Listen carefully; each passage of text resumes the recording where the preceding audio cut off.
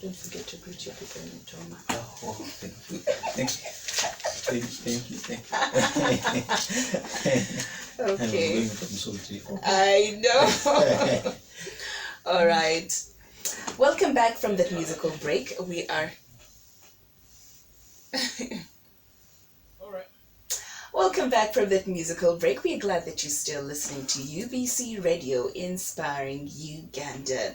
Now, this afternoon, lovely Saturday afternoon, we are on the Young and Smart Show. It is a youth program that delves into issues affecting the youth in our country. And for the last 3 weeks, we have been delving into the education system, most especially the candidate classes who were recently briefed just yesterday and are starting their first paper. Of course, that's the senior four are starting with, you said, physics? Yes, physics practicals. Yeah. On the 1st of March. Yes. And we have really, I should say, Ivan and I, we've been digging into different things in the education system. That has, been an eye-opener, at least from the feedback that you've been receiving from the phone calls and messages that you've been receiving from people thanking you and saying, yes, this is something that should have been talked about more than like yesterday, and now we are talking about them. And of course, to the candidates, don't lose hope. We have you at heart, and you were just in the break, you were telling me about what the permanent secretary was saying. The executive secretary. Yes. Executive secretary. Last week, I think I saw him on media giving timetables, and even this was published in newspapers. Whoever will be caught in examination malpractice will serve a penalty of 40 million cash, or will serve 10 years in jail, or will also do both. You pay 40 million shillings and you also serve 10 years in jail. Whoever will be engaged, you can be a teacher engaged with students, so that means both parties will do the same penalty. But I mean, Ivan, this is not something that has never happened. It has always been there. So why do you think they're making it such a big deal right now? I think now they know that there is a lot of desperation and people want to pass. They know that they have not been prepared enough, and they know that they will do at all costs whatever possible to make sure that their candidates pass. There is a lot of competition in schools. Yes. Like the school, this one has been good at performing, but not because of these COVID times. They are not sure. They are not certain because their students have not been fully prepared the way they used to do. So they know that at all costs some schools, of course, it is not going to stop. I'm not saying you cannot stop the vice completely, but hereby increasing or making sure that the penalty is heavy, I think it is going to reduce and scare away some people who were planning to engage. Because, like, for example, it was in 2018. Papers were being bought on streets, and you find that tomorrow they are going to do exams. Yes. P7 and senior 4. So I think the government and the Ministry of Education had a bit lagged behind on issues to do with examination malpractice. But now, by setting such penalties, I think they are revising their terms and weaknesses to make sure that they at least put a penalty that will scare away. This will scare away some people who are planning to do. But in any case, it does not mean that they are not going to do it. Some will still hesitate. But I caution whoever is listening this program, desist from cheating. Make sure enter an exam, you will still achieve. To me, I have that feeling, if you have prepared enough, you have done your best, parent has done his best, God will not forget and will not betray you. I have that feeling. So please, desist from cheating. That is the penalty you will serve by all standards. Once you are caught with the tangible evidence, you are going to serve 10 years in jail. That means the student and the teacher who's the student and the teacher, a student and an invigilator, or in Able Scout. You see, cheating is in different terms. Even a Able Scout can be corrupted and leave students to do what they want. Or an invigilator. We should not limit it to teachers only. Yes, okay. Or even a student. I'm cheating from you. We are seated near, then I'm cheating from you. So cheating can be in many terms, or even head teachers. So cheating comes along with many people. It can be a chain. A head teacher paying teachers, then paying invigilators, then paying a scout. Because you may be having the paper, students who don't know the paper. That means you are going to pay the teacher, then you pay the invigilator, that you also pay neighbor scout. So all that chain, if they have evidence, all of you will go to jail for 10 years. So please, this is from cheating. Oh, wow. Yes. So you've heard it from Ivan. He insists that this is from engaging into this examination malpractice, because you do not want to waste a whole 40 million shillings just down the drain. Neither do you want to lose 10 years of your life sleeping in the jails of Uganda. Still, 1st of March, the candidates are not only sitting their exams, but the sub-candidates are also joining school as well.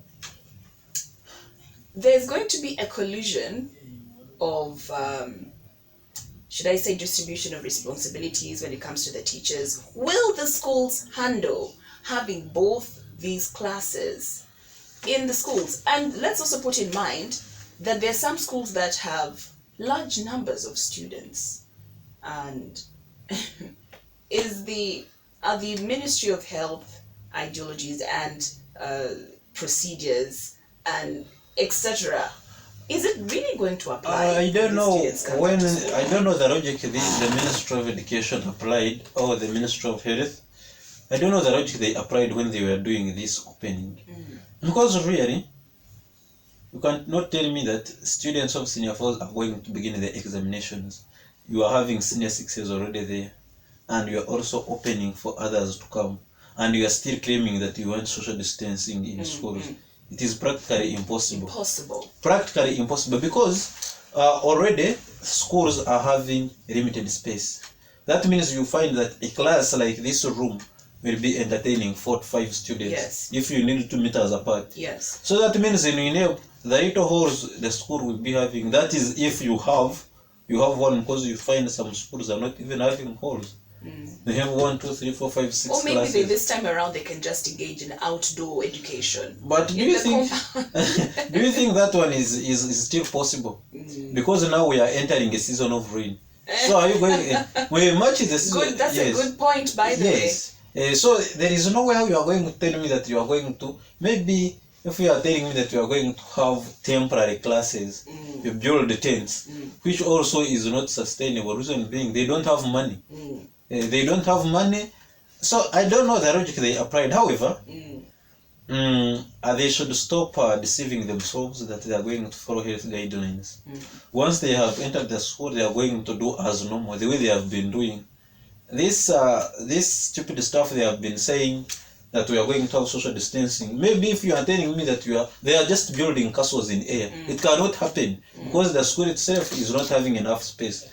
These candidates, some schools even have failed to provide enough space for candidates. Yes. Now some candidates have come in, and those ones are in examinations. How are we going to do it? How are they going Obviously now they are going, maybe what they are telling me, that they want the candidates as they are doing exams. Maybe these ones are coming on, and they are starting, they'll be engaging in academic science, they gain that composure. But issues to do with health guidelines of social distancing, they can do other things, but social distancing will not be possible. Because for the many schools I have been to, you look at the space of the school, it is not manageable. The space is too small. Because we find candidates, there are some schools with 200 candidates. 200. Yes. So if you're having 200 candidates, and then add also the sub-candidates also. Add sub-candidates. Then as senior 4s are finishing, senior 6s are coming in. Sleeping arrangements. Okay, maybe sleeping arrangements might be a little bit... Even sleeping arrangements, it is not possible. Not possible. Those dormitories are always congested. How are they going to do it? It is still... You see, there are some things they speak about and they start weighing whether me I'm the one who is not understanding. But I've been in those schools. Yes. I've been teaching students. I've been seeing the way they have been doing things. In Uganda, if you are living in Uganda, the Uganda we know and the Uganda we have been to, really you cannot pretend. They should stop fooling people that these things will apply. It will not. It will maybe some few exceptional schools, like 0.2% of the schools will, but still they cannot handle these health guidelines 100%. Social distancing might not be possible in any way. Maybe educating the students, like continuous education of the students. That's what I advocate please remember to keep a social distance, wash your hands, wear your mask when need be. If you're sick, do not sit, because apparently these days they are treating every flu and cough as a COVID case. Okay, Yes. it is COVID. They are assuming that now this normal form. Yes. Yeah. So maybe if they can adopt that ideology, continue with the sensitization, because sometimes our brains, we get distracted with so many things. Students get distracted because they're back in school. They need to read, they need to copy their notes, they need to update their friends what they've been up to the whole year around, and they forget some of these things, that you have to keep a social distance, you have to always sanitize and make sure whatever you touch, sanitize or wash your hands, wear your mask at all times. Even living around this issue of forgetting, we are Africa, we are Ugandans. Ugandan, actually even Africans. A human being living around this issue of forgetting. But it is very hard for Ugandans who have been with for the past years. We know our nature. Yes. So if you can resort to sensitization, I think I subscribe with your idea.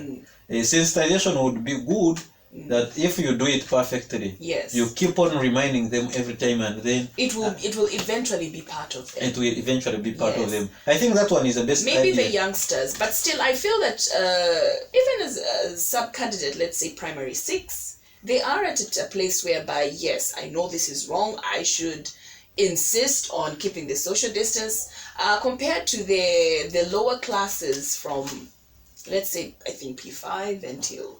But you see, the government has simplified things, that now kindergartens and this daycare, they have been banned. But they are people who have come up and decided to they say that no, this is unfair. You cannot ban kindergartens and daycares. Of course, if you know the operation of President Tobhaurwa, even if you say it is not fair, provided he has already stamped it, you are just wasting your time. Any government, provided it has already passed it, you are just wasting your time. So if they have said they have banned daycare, that means these young kids of maybe 4 years below, they are not going to be at school. They will not be at school, but they can register to being homeschooled.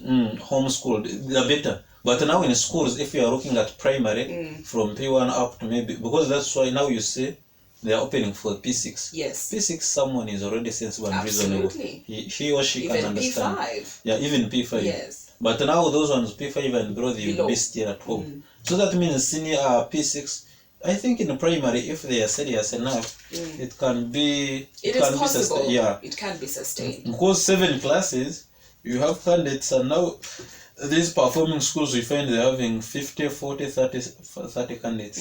With the exception of these government schools, UPE, Bonabasome.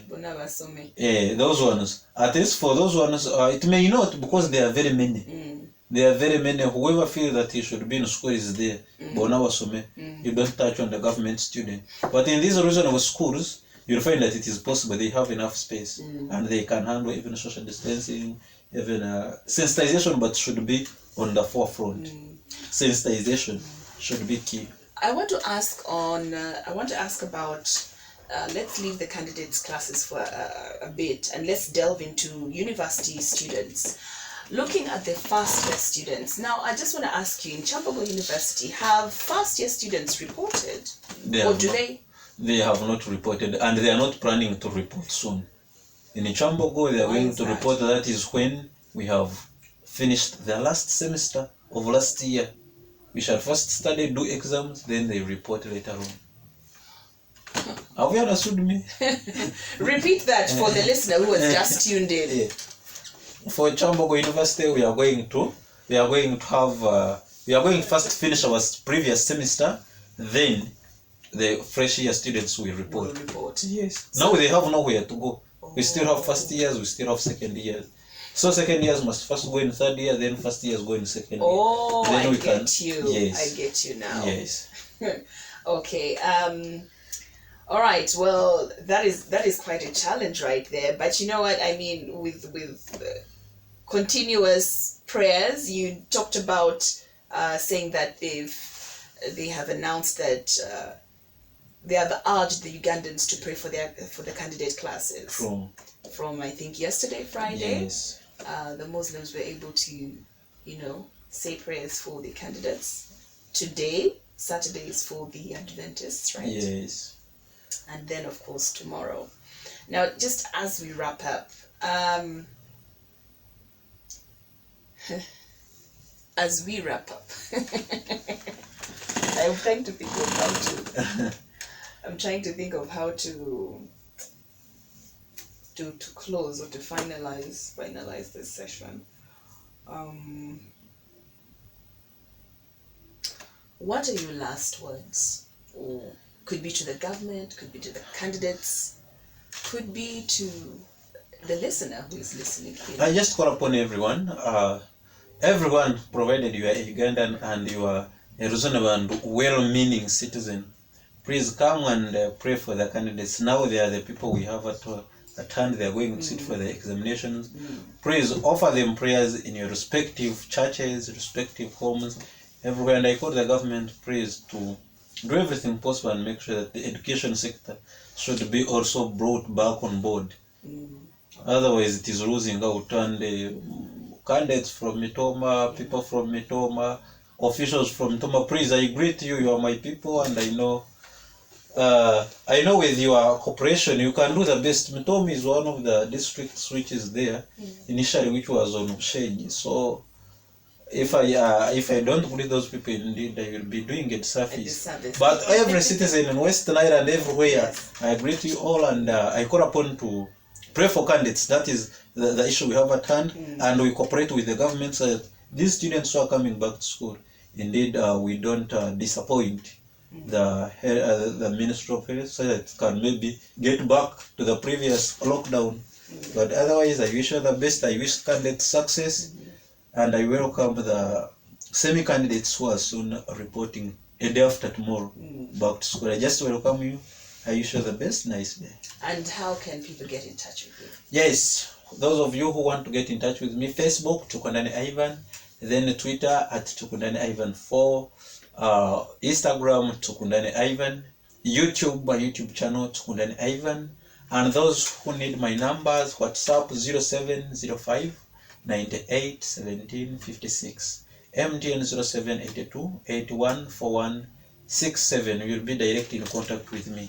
All right. Well, thank you so much, Ivan, for gracing us this afternoon. It's always, should I say, refreshing to hear what you have to say when it comes to the education system in our country. Of course, definitely to call upon all the stakeholders, government officials, media influencers, bloggers, people. We need to look more into the education system. We see a little things lacking here and there, but you know what? All these things can be rectified.